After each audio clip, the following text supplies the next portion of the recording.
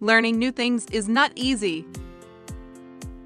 For most people, the process takes a lot of time and effort. However, learning new things doesn't have to be complicated or time-consuming. And there are many ways to speed up the process of learning new things. In this video, I'm going to give some tips for speeding up your learning. Hi, welcome to the channel.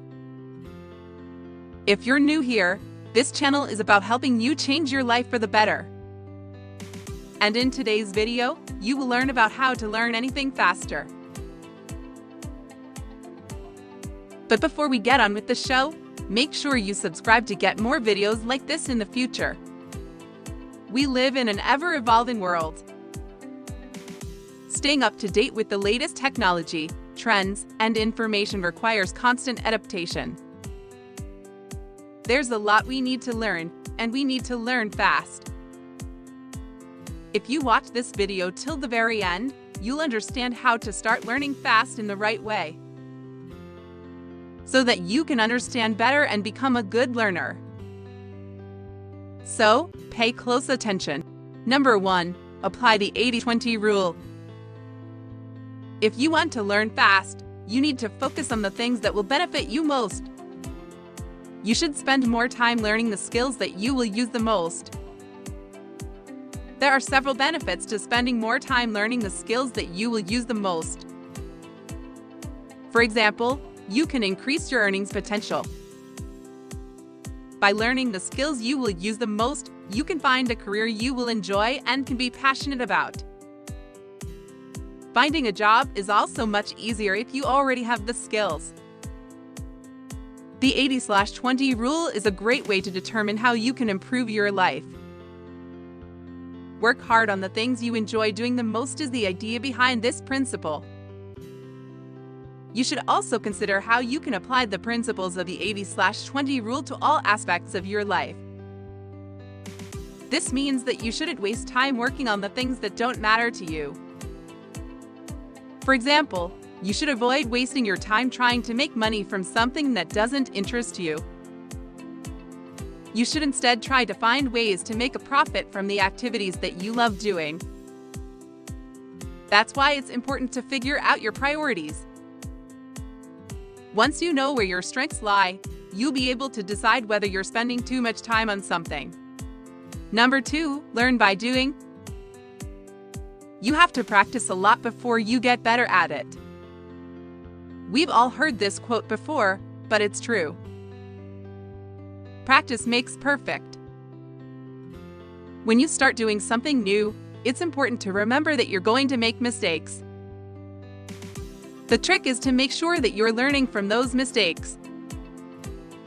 If you want to become a better writer, you need to write a lot and write many different things. The key to becoming a better writer is to get out there and start writing. The same is true when learning to speak another language. If you want to learn how to speak Spanish, you'll need to put in the effort to practice speaking the language.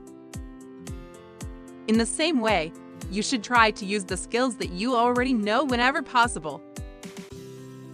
For example, if you're trying to learn how to dance, you shouldn't just sit down and watch videos of other dancers. Instead, you should actually go dancing with your friends. This will help you improve your skill. Practice makes perfect is a classic quote that has been around for hundreds of years. It's also a very accurate statement. The only way to improve is by practicing. However, practice alone will never make you perfect. You must continue to work on your skills and get feedback from others to continue improving. Number 3, teach someone else. Learning how to teach others can be helpful in many different situations. Teaching others helps you learn. When you're teaching other people, you're learning along with them. When you're teaching anyone, you're putting yourself out there. You're being vulnerable, and that means you might make mistakes. In other words, when you teach someone else, you are really teaching yourself. You are learning how to teach, and you are also learning from the experience. You're watching their reactions and listening to what they say. By doing that, you're picking up some valuable information about what works and doesn't work. When you're teaching any subject, you're expanding your mind. You're learning new things, and that makes you wiser. Number 4, test yourself. Self-testing is an important step in learning. We should always test our knowledge to ensure we've mastered something. Testing ourselves is a common way of ensuring we understand something correctly. For example, suppose you're studying for a math exam. In that case, you'd probably take practice tests to see how well you understand the concepts. You could even try to solve problems without looking at the answer key. By doing this, you'll remember the material better. Active recall is an effective method of learning new things. Active recall is an effective way to learn new things because it allows us to engage in learning actively. The active recall method helps us learn by doing rather than just reading about it. Self-testing is another way of actively recalling information.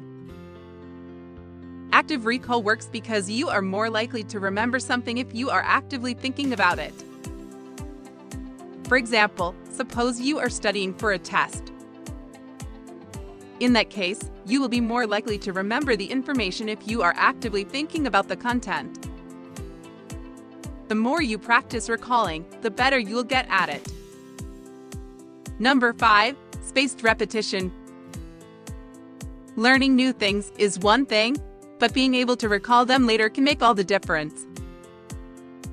If you want to become an expert at learning new material, you should use spaced repetition. Spaced repetition is a method where you review information over a period of time until you memorize it, and it's one of the best ways to improve your ability to retain knowledge. The idea behind this technique is to break down a large chunk of knowledge into smaller chunks so that you can study each piece of information for longer periods of time. This way, it won't feel like you're cramming all your studying into one big session. Instead, break up your study sessions into smaller chunks throughout the week. This allows you to retain more information than possible by studying the same subject matter for shorter amounts of time. Chunking your study session helps you remember what you've learned because you'll have had time to process it.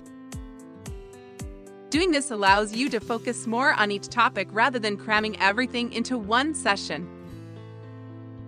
This method helps you remember things better. Number 6, how to actually learn in your sleep. Environment affects your subconscious behavior, and your subconscious behavior determines your conscious decisions. You cannot learn anything in your dreams, but your brain does rearrange itself while you are asleep.